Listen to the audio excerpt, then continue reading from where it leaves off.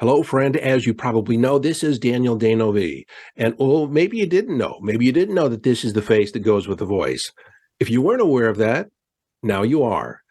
You are probably aware of, though, that I've been busily working on my case studies for my subpersonality book, the book that I want to have out, kick off, published by October. We'll cross our fingers on that, but I'll be busy at work. And I have been busy at work, working with about almost a dozen of you. Let's say 10, because a 10 is accurate. 10 of you have raised your hand, stepped up to the plate, and said, I would like to work with you with my subpersonalities.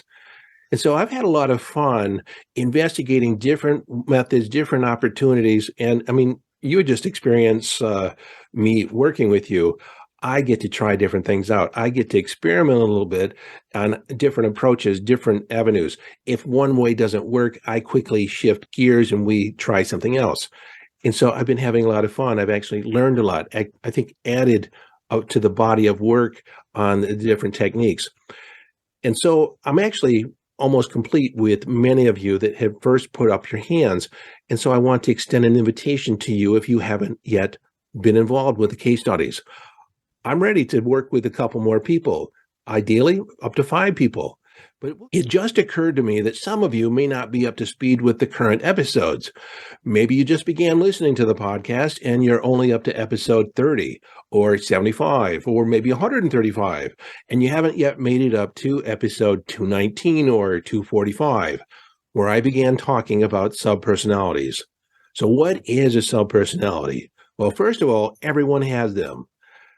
As a human being, you aren't bestowed magically with the complete whole self-concept, self-identity. It's pieced together in a hodgepodge, haphazard fashion, with the best of intentions. But as we encounter different experiences, different traumas, different challenges, we have aspects of ourself that splinter off because they couldn't handle what was going on, or splintered off or brought into being because we needed an aspect to handle a new level of responsibility. And so we have all these different parts, all these different subpersonalities within us.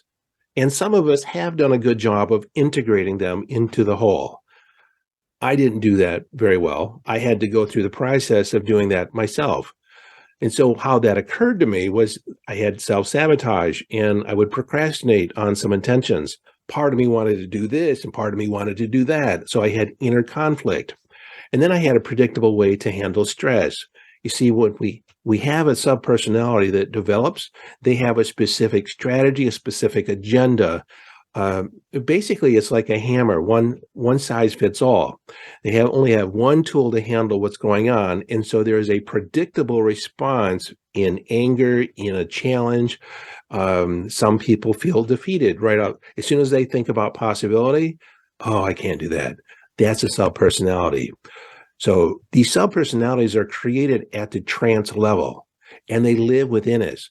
And so the goal is to actually work with me or work, you don't have the book yet.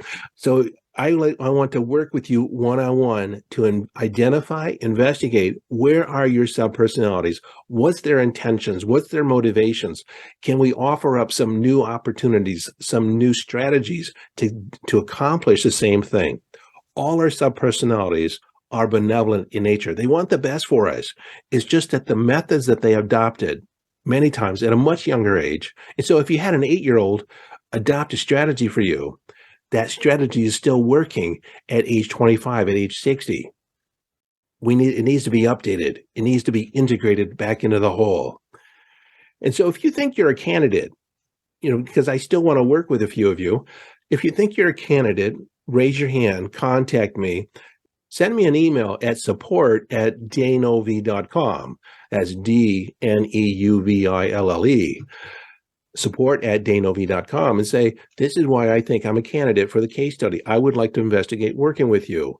There is an investment, but it's much less than what I normally charge. And if you're a member of the Vault, there's a little bit more taken off. I've had, I think, 4 of you that are currently members of the Vault that have raised your hand and taken part in the case studies.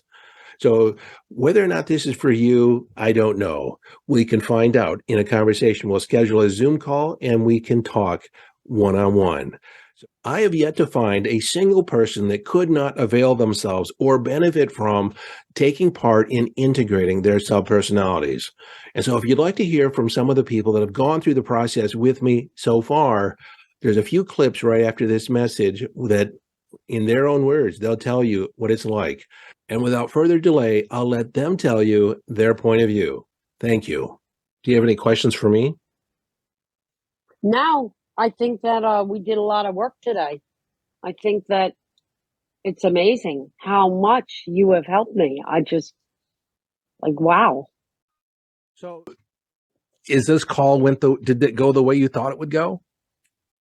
Honestly, I feel like it went better than I thought it would, because I just thought it was going to be like you having some explanation for me, but that reconnecting with my younger self was just an aspect that I really never thought much about, and it makes me feel more at ease as of right now, because it's like there are certain things I wanted to hear and wanted to reassure myself of, but since I never acknowledged that experience or that memory, I never actually sat with those emotions of it. I feel it's like a weight has been lifted off my shoulder, honestly, as of right now. That's how I feel. I feel more light. So tell me, how has this process been for you? Oh my gosh, it's been so enlightening. It's been more enlightening and what's the word? I've gained so many insights about myself and about how or who's driving the bus, so to speak. That's a term I like to use. Who's driving the bus in certain situations and how that contributes to patterns in my life and ways that I respond in situations, but also how that limits me or was limiting me in terms of what was available for feelings or experiences, like how it would kind of determine in a box-like way, it would limit me to how I would have an experience. Like I wasn't able to access certain feelings or certain parts of myself because I was responding in a way that had been programmed, like from different parts of my life, different ages, so to speak. What I find interesting is in the front end of this, you were actually resistant about saying yes to actually enroll in the program. I was finding all the ways that, not all the ways, but probably two that I was like, no, I don't have time to do that. I don't have any time to dive into myself to learn more about myself. You don't have any time for that? That's interesting. But that was a pattern that it was all the other things were more important than figuring it out. One of the patterns I used to have was doing things halfway. So I would do something partially and then never complete it. Interesting. So what has shifted since we've started this? Mostly, I would say the amount of understanding I have about myself, not only my behavior, but like the understanding I have for myself in situations where I can pull back and not have a very a big emotional response anymore to something, or like an understanding of why I may have had that response in the past, or if I have an inclination to have that kind of response, like, oh, remember, this is what it is. And now I can kind of talk myself through it or like soothe myself through it. Just the way I see myself in the world, which would be I have more compassion for myself. And because of that, because I have a greater understanding of how I was operating and what got me to those places of how I was operating,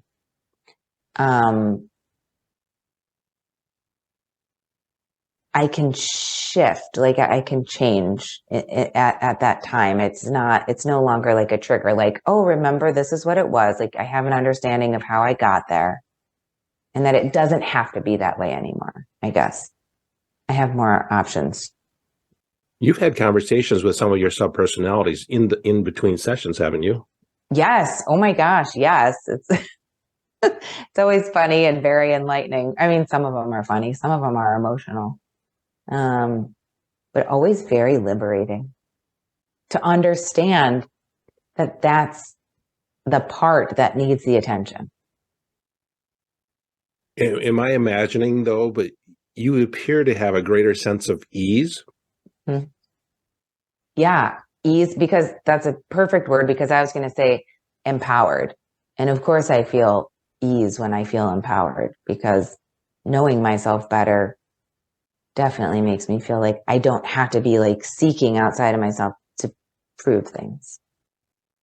When I heard about that, I decided to take the plunge, and I knew that I've done a couple of things with Daniel before in the past. You know, I'm part of the vault, and I knew that there were things that I just really couldn't get to. Like there are some things that I still, at least at the time, didn't realize that were there. And then I heard about the subpersonalities on the Aligned Self podcast, and I said, that sounds interesting. Maybe I have a couple of those. And so I, again, took the plunge. I met with Daniel, and, we had a bit of a Zoom call meeting, and I've done a couple of Zoom calls with him. And during this entire session, it's been definitely eye-opening. A lot of things that I really didn't know about myself, it really came to light. And we sort of went back in time through different times in my life where these subpersonalities were essentially born.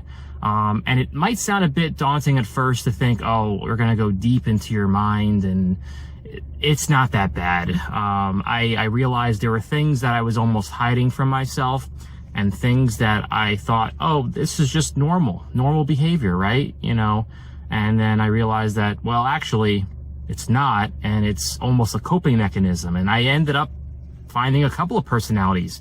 And once we find that out, I think the best part of this course is that we were able to take those personalities, those things that were preventing you from going forward, and we kind of took that all together and integrated it into one centralized aspect of myself, because all these personalities were doing their own things. They were clashing with each other. They were not working in harmony. And so what Daniel did was he was able to kind of bring this all together, and I can find peace in all of these different types of subpersonalities that I've created since I was 5 years old, to this day. And I'm able to accept that they're there and I created them, but they don't impact who I am as a person and who I am going forward in life. And I think it was a pretty big experience for me and a big transformation. What this course does is it allows you to dive into parts of your life that you didn't think were issues, or you didn't think were preventing you from doing whatever you want to do in life, being successful or whatnot. So I would recommend this course to anybody who feels like they're stuck, anybody who feels like they just can't get past something that has been stopping them, and something that just keeps reoccurring, because there could be a couple of things that you need to work on personally, and Daniel will help you go through it. And I think he's a great coach, and you definitely should check him out. But your level of self-awareness and self-inquiry, I love where you're at, because it only gets deeper and better after this. Yeah, this goes to my very first thing I wrote down, which was grateful I took the leap. It's just how I feel. I'm like, this is well worth the investment that was in there. I mean, it was looking back on it, going, wow, this is a deal. This is a steal. I mean, at first I was a little like, and that's what I was trying to tell my sister. I was like, listen, yeah, it is a decent investment, but now I'm looking back on it, going, man, that's just a couple bucks for a different view of life, I mean, it's well worth it. Like if you said, hey, if you could spend this amount of money and feel this way afterward, like, you know, people spend $80,000 on a brand new car for a feeling, and then that's not what they're looking for. Right. You know, this is a heck of a lot less than that. At least for this particular, you know, this particular occurrence, you know, because of the case study. But like, wow, it's a deal. I mean, I look at the investment here, and my return is here. You know, I mean, I'm getting more because, I mean, if it affects how you feel every day, you're gonna, whatever that money is, you're gonna feel good about it. I feel good about it. I'm like, I feel good about the money spent. Like, I feel good about it. Like, it's no regret. There's no remorse, no buyer's remorse, whatever you want to call it. I'm like, man, this is well worth it.